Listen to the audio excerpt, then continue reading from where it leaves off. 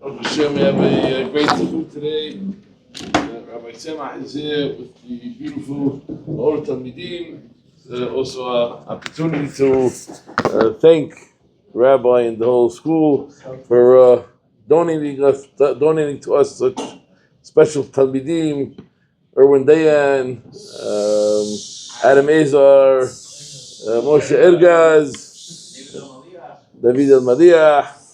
If I'm missing anybody in the past, also Baruch Hashem, what? Ebo Shema. Okay, I don't want to mention him. It's not it.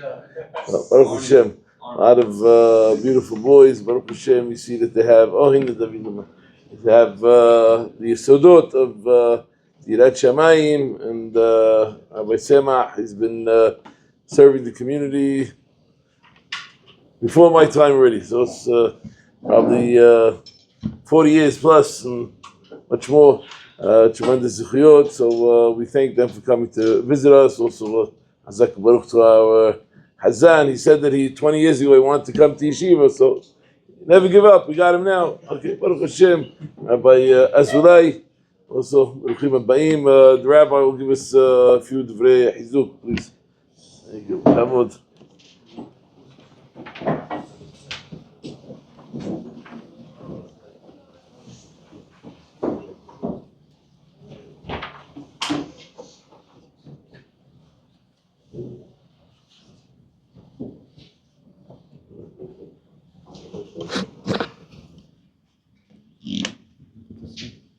Recordings.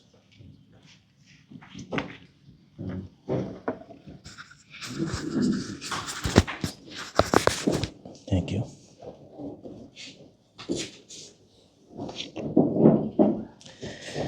Thank you, Chacham. It's wonderful to be here. Old friends. Great yeshiva.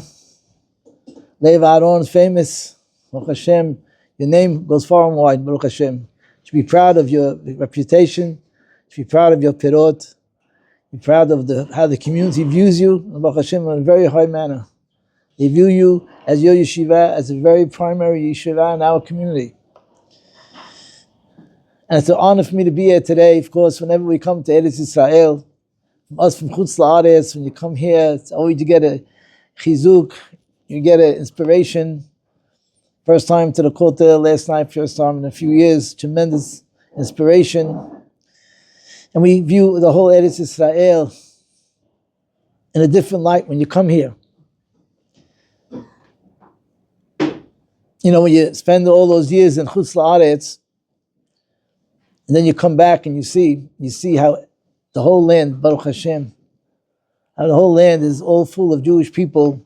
You take it for granted. And B'ezrat Hashem, we're looking forward to return back to live here again, once again.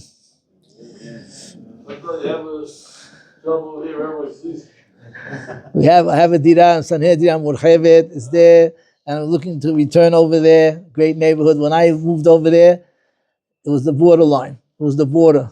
No buses, no stores, no telephones, no cars, nothing. 4 buildings, living out in the remote area. But it was amazing. Every day we came to the old city with a tender. We walked through the old city, Sabach Haneh, Sabach Achud. The Arabs were very friendly in those days. They were afraid of us. This was only 4 years after the 6-day war. They're still afraid of us. And, you know, it's an amazing, amazing experience. I was there for 8 years, learning in the Yeshivat Porat Yosef, in the upstairs, in the Yerova. We had rented quarters. There's a supersal there now. It's a store right by the stairs. And we were watching the new building going up every day, watching the huge machines coming from Chutz La'aretz, banging away at the mountain, watching the construction of the Yeshivat Porat Yosef by the Kotel. Amazing, amazing experience. And I thank Hashem for all of that. I would like to quote a certain pasuk that has a very big chidush here. Pasuk Acharei Mot in the Parashat Acharei Mot this week. Uba Aharon el Ohel Moed ufashat et bigdei abad asher labash bevo'o el HaKodesh ve'enicham sham. I quote. Uba Aharon Elohim Aharon Kohen Gadol comes into the Ohel Moed ufashat et bigdei abad. He takes off his bigdei abad asher labash bevo'o el HaKodesh ve'enicham sham. as she says, Ubo Aharon el Oya Moed. Pasuk says he took off his white garments after he finished and he left. What did he do? What was he going in for? This was the last time his entry into the Kodesh HaKodashim on Yom Kippur. As she says, Amru,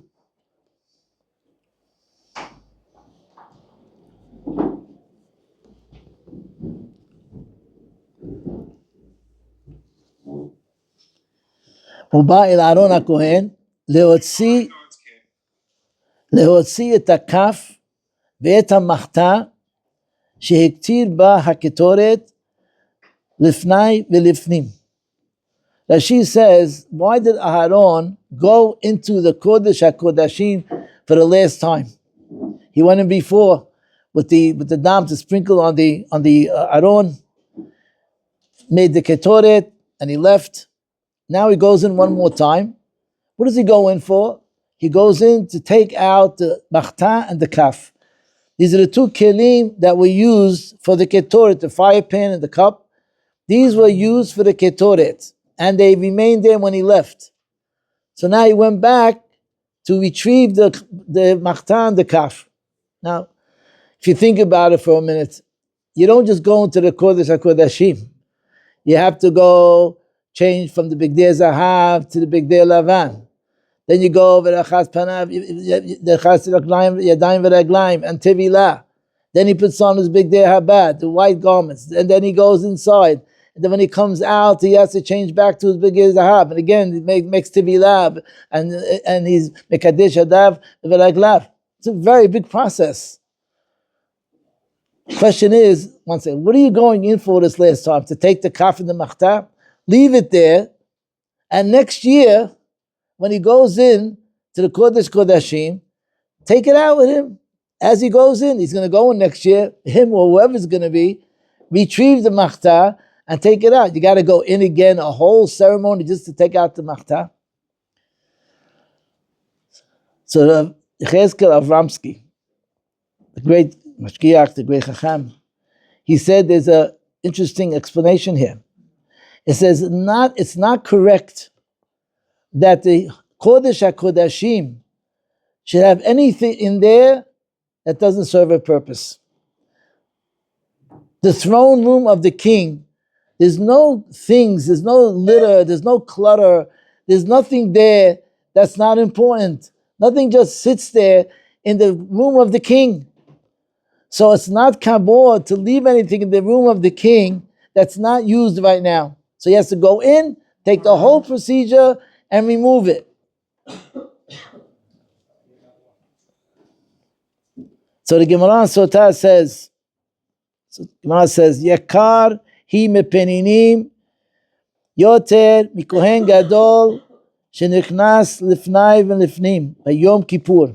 Gemara Sotah says that the place that you learn Torah, it's more precious than peninim, than the gold, than all the jewels, and more important than the Kohen Gadol lifnai v'lifnim b'Yom Kippurim. When you enter the yeshiva, it's greater than the Kohen Gadol entering the Kodesh HaKodashim. Yeshiva is makom of Torah, studying of Torah. It's more important than the Kodesh, it's a Gemara Sotah. Greater and more important than the Kodesh HaKodashim on Yom Kippur. And therefore, Rav Yechezkel ends off and says a beautiful chidush. It's not befitting people in the yeshiva that are not purposeful.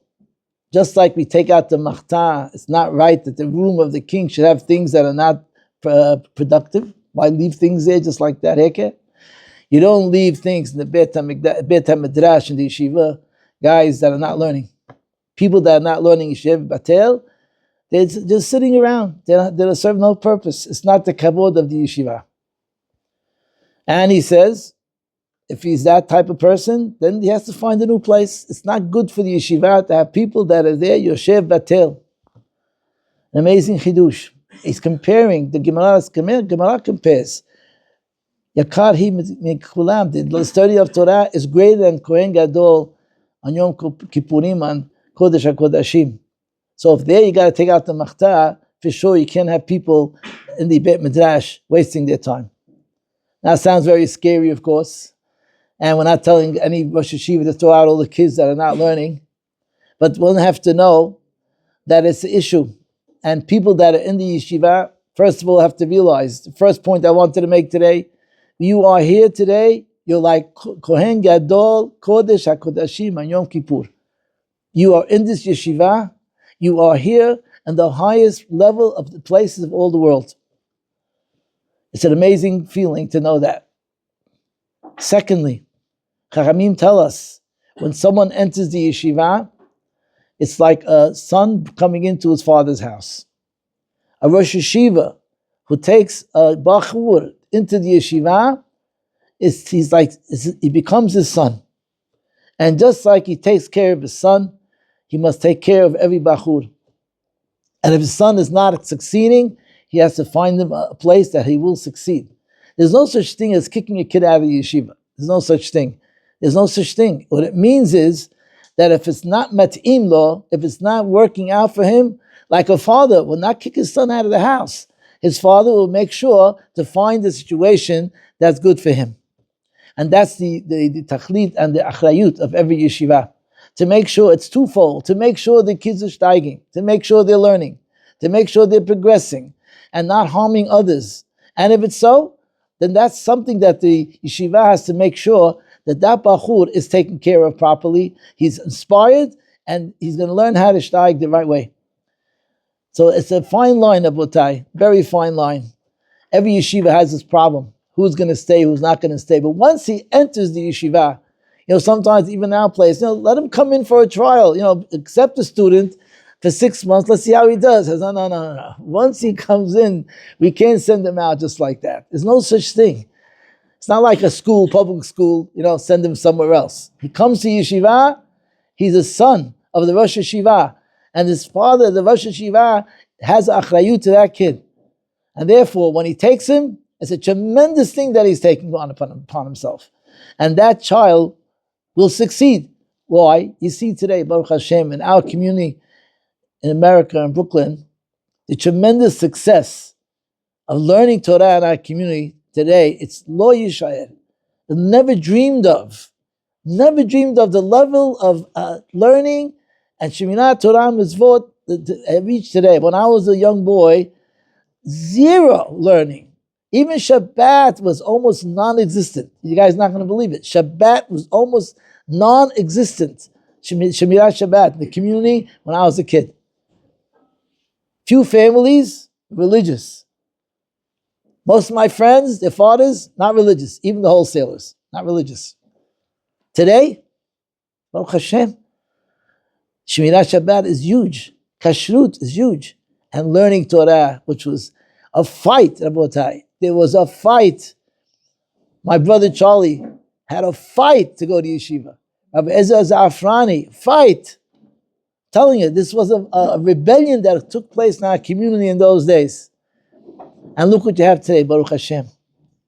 A woman to cover her hair when she got married in those days, banned. You are ostracized from the community. There's something wrong with you. Today, Baruch Hashem, what a difference.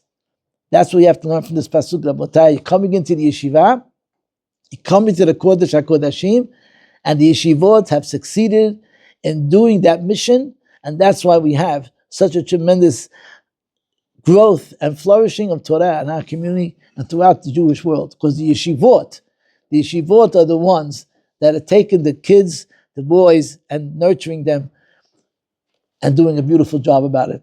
Lev Aharon stands out amongst the others in that beautiful job that they do. It's a star in our community and throughout the world. And I want to give berachah to the Rabbi, Shabbat Slacha. She give him the koach to continue, raise a lot of money, easy. One phone call, let it come in, Zat Hashem. Just make deposits. That should be all the time. Take enough time just to make the deposits. That's all. Everything should go easy. And Baruch Hashem should have the koach to instill in the Talmidim Torah, Mitzvot, Yirat Shamayim, and happiness and joy in being part of the Torah of Israel. Chen Yirasom V'Noman Amen. Thank you.